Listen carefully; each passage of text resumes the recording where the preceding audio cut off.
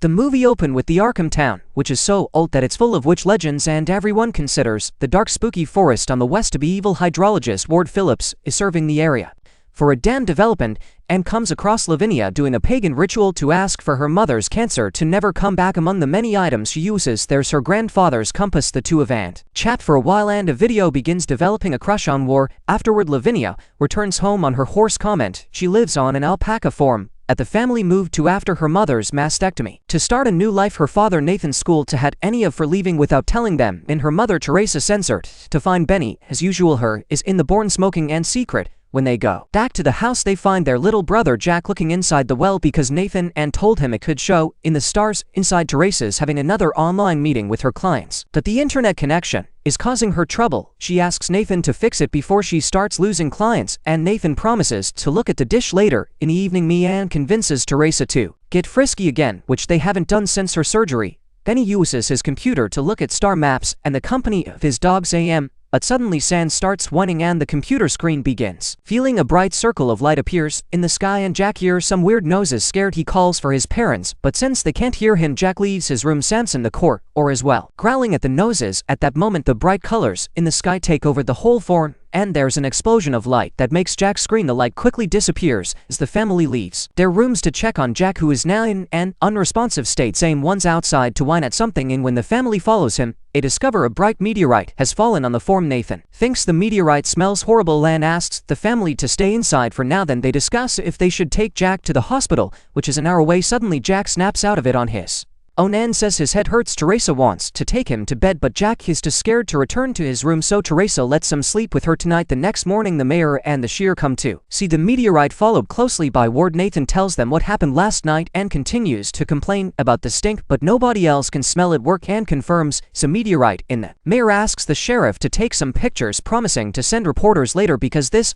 will be great for tourism. Ward stays for a closer inspection, so neat and sense of had any insight because he doesn't like how she behaves around War. As soon as Lavinia entrusts the house, Teresa teases her for her crush on Ward, causing and embarrass Lavinia to hide in her room. Teresa follows her and tries to apologize, but Lavinia came here because of her headphones. Feeling humiliated, she cries and pinches her own hand to distract herself with pain. Outside me and interrupts the inspection of the meteorite because it's time to milk the Packers. Ward wonders if there's anyone else he can interview, so Nathan tells him about Ezra, a hippie squatter that never leaves his house. Many takes Ward to Ezra's house, which is surrounded by cameras that are connected to solar batteries. Ezra hands or a glass of water that looks brown, and since Ward can't smell anything bad, he blames it on rust from the pipes. Many points out they've had trouble with the well before, but Ward doesn't think it should be happening this time of year, meaning you'll have to run some tests. At that moment, a thunderstorm starts, and when the lightning hits the meteor on the form, it creates beautiful sparks full of colors. Later in the evening, Ward's in his tent running the tests when suddenly, as radio stops working, he also gets a call on his phone, but he can only hear static and a weird screech. Many hear or some noises coming from the forest and turns to discover weird lights floating around. His investigation is interrupted when out of a sudden his truck starts on its own and his radio begins playing music again without explanation. The next morning, Teresa and Nathan discover the meteorite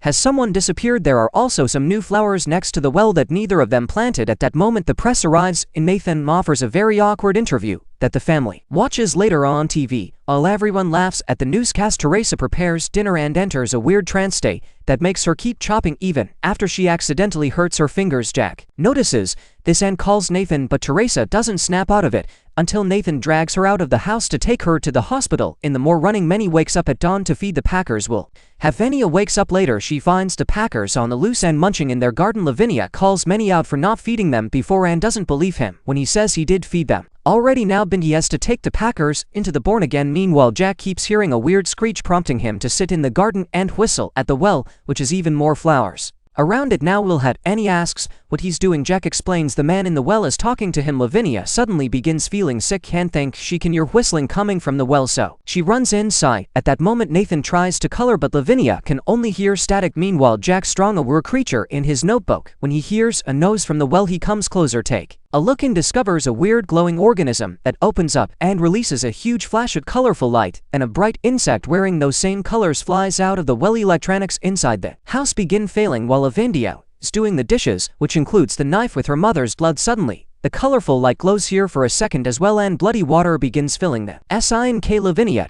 it's another call from her dad, but this one is static as well. In the nose makes Lavinia onto the bathroom to throw up. At that moment word comes to the house to talk about the contamination in the water, but Lavinia tells him to leave because she isn't feeling well. Warren notices Jack standing in the middle of the garden giggling, and a kid says he's playing with his friends. Afterward word visits Ezra was lost his cat. He also swears there are aliens living under his floor, and he proves it by playing a recording of the static with the screech. Ward blames the noses on geothermal activity. At Ezra swears, aliens that came in the meteorite, and now they're everywhere like in the static and the moisture. In the evening Teresa and Nathan are on a road making their way home when he suddenly come across a monstrous creature that's a spy. Justly looks like a different version of Ezra Cadme and stops the car just in time, and a creature runs away. Teresa tries to call Annie to check everyone is okay, but she left her phone in the living room. Meanwhile Jack and Sam are watching the well, which has started to glow, and Screech Sam brawls at it before attacking it, and Jack only watches as the family dog disappears. Annie is inside trying to ignore the annoying Screech and leaves her room when she hears a weird noise coming from Beans. She discovers her brother's computer show and strange images that make her feel sick. Just like that the computer goes off, and Benny finally returns saying he somehow got lost in the forest and couldn't find the house, which never happens because he knows the area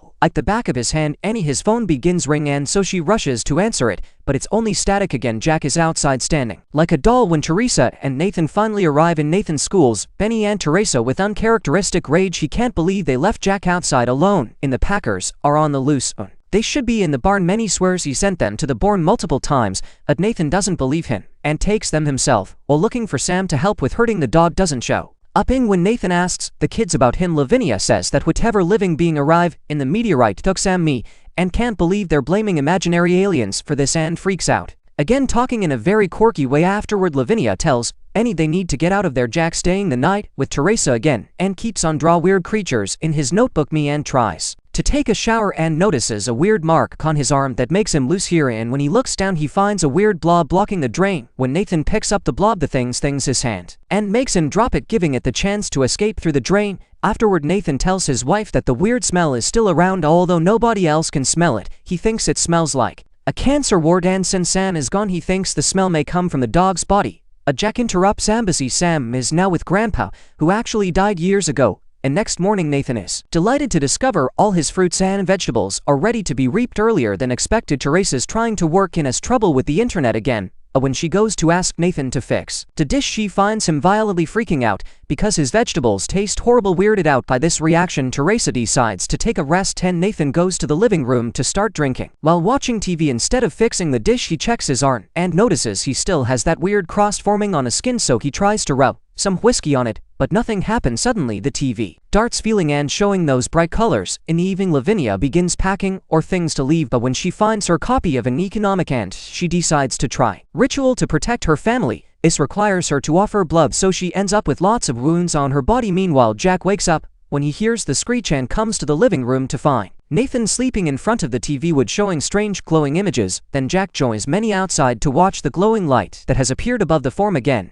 and now the entire garden is filled with flowers. At that moment the brothers hear a nose coming from the barn, and when they go to check they're shocked to discover the color has fused all their alpaca into one giant terrifying monster. The woes run away as Teresa comes out of a house to see what's going on. Rushing to pick up Jack, Benny manages to get away quickly, but the color hits Teresa and Jack, fusing them together into another creepy creature and comes out and in a weirdly calm manner asks Benny to help and drag the creature into the house. They try to call 911, but the phone isn't working in one. Lavinia finally joins them. She screams at the sight of what happened to her family. In the morning the entire floor is surrounded by a purple fuck me and tries to use the car, but it isn't working either, and it makes him freak out again. Benny and Lavinia stay by their mother's side, but the creature keeps whining and pain, and they discover some light is burning its skin. When Nathan comes back, he helps the siblings take the creature to the attic and suddenly begin hearing the screech again. But he can tell there are some noises coming from the barn, so Nathan grabs a shotgun and goes to check on the Packers. All the farm animals have fused into a terrifying monster, and now Nathan has no choice but to shoot every alpaca that he can see to protect his family. Afterward he has a complete breakdown because he realizes his wife and son will become a monster. 2 minutes later